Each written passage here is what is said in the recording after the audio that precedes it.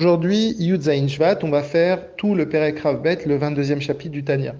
On a expliqué auparavant que pour que la lumière d'Akadosh Baruch Hu puisse atteindre chacune de ses créations, pour que la vie d'Hachem puisse être captée par chacun d'entre nous, il faut qu'Hachem fasse un tzimtzum, c'est-à-dire qu'il contracte sa lumière, qu'il la mette au niveau de chacun.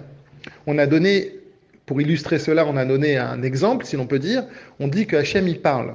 De la même manière que la parole sert à révéler ce qui est à l'intérieur du séchel, du cerveau de la personne, pour l'autre, et pour que ça soit audible, et de façon à ce que ça soit à son niveau, de la même manière, quand on dit que Hachem y parle, ce qu'on veut dire par là, c'est que Hachem se dévoile. Maintenant, on avait aussi expliqué que dans la parole, il y a un deuxième effet. L'effet, c'est que quand on parle, on crée quelque chose qui se sépare de nous-mêmes. Parce qu'une parole, une fois qu'elle a été dite, même si ce n'est pas une action qui va laisser des marques physiques, mais une parole, elle s'est séparée de nous. Par exemple, des personnes célèbres on dit des mots qui resteront, et même si ces personnes ne sont plus de ce monde. Ou bien il y a des paroles que l'on a du mal à oublier, soit parce qu'elles ont été méchantes, ou soit parce que le contraire, elles nous ont inspirés. C'est donc quelque chose qui se sépare de celui qui l'a dit. Donc, comment comprendre pour Akadosh Baruch Hu que quand on dit qu'il parle, qu'il y a quelque chose qui se sépare de lui? Et c'est ce qu'aujourd'hui Rabbi Shimon Zalman va nous répondre. Il nous dit que dans la création, il y a quelque chose, si l'on peut dire, d'anormal. On peut comprendre que, à force de se mettre au niveau et de descendre, de faire de Tzimtzum, eh bien, il y a des créations qui oublient, entre guillemets, leur créateur. Par exemple, on voit un arbre, on pourrait oublier qu'il y a un créateur. Et puis après, on réfléchit, on voit les merveilles de la création, on voit que c'est pas possible que la nature puisse être si belle s'il n'y a pas un créateur. Et finalement, on va arriver à la conclusion que derrière tout ça, il y a un créateur. Maintenant, il y a des choses qui ne sont pas neutres. Il y a des choses qui s'opposent à Hachem, comme par exemple la Avodah Zarah, comme par exemple l'impureté. Et donc là, à ce moment-là, ce n'est pas simplement le fait qu'il y a eu trop de contractions, là, il y a une vraie création, si l'on peut dire, entre guillemets, une vraie création qui est indépendante d'Hachem, en tout cas qui se dit. Et donc c'est ça que Rabbi Shimon Zalman veut nous dire. Il veut nous dire que dans le deuxième niveau de la parole, oui, il y a quelque chose qui se détache d'Hachem. Mais attention, c'est qu'une illusion par rapport à nous-mêmes. Maintenant, pour Hachem, bien évidemment, tout est en lui. Mais il y a cette illusion qui fait que, effectivement, il y a une opposition à Akadosh Baruch Hu. Et donc maintenant, il faut essayer de comprendre pourquoi Hachem a créé justement la Avodah Zarah, pourquoi Hachem a créé l'impureté. Eh bien, dans la création, comme dans chaque projet, il y a, si l'on peut dire, deux volontés. Il y a une volonté finale, ce que je veux au final, et là, ce qu'Akadosh Baruch Hu il veut, il veut la Torah et il veut Israël. Ça, c'est sa volonté qui est propre. Et autour de cela, il y a des volontés, mais qui ne sont pas des volontés qu'Akadosh Baruch Hu a envie, si l'on peut dire.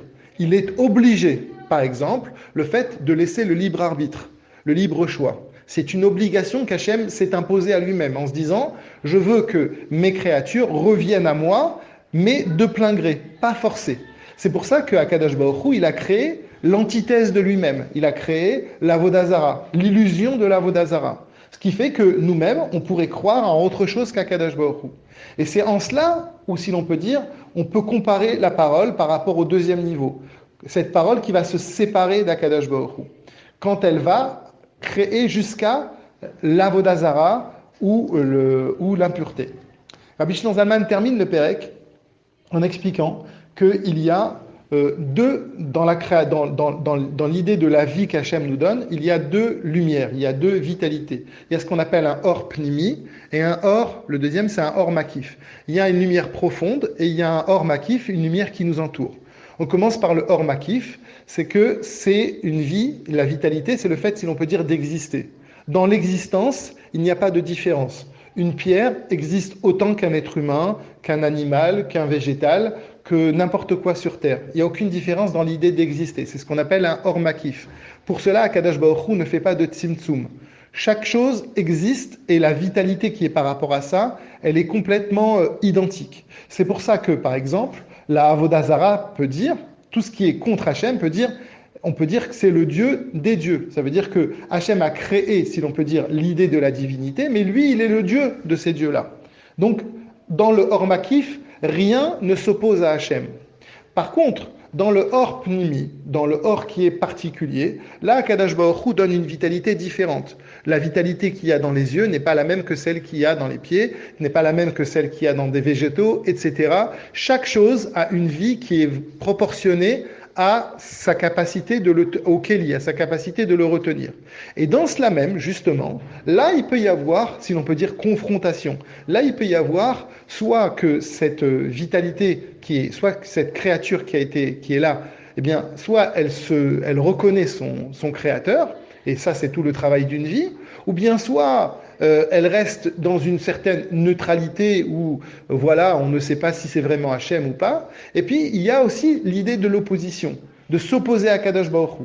Et par exemple, quand moi je considère que j'ai fait quelque chose et que c'est moi-même qui ai réalisé ça, comme Paro il a dit, moi j'ai créé le Nil et je me suis créé moi-même, bien là il s'est constitué lui-même comme Avodazara dans le sens où dans son Or Pnimi, dans sa lumière profonde, il se sent comme une créature qui est indépendante d'Akadosh Baruch Hu. Donc le Rabbi Shneur Zalman termine ce pérec-là en nous disant donc finalement qu'il y a ce semblant d'illusion qui peut être pour nous jusqu'à même l'opposition que ça peut donner contre Akadosh Baruch Hu.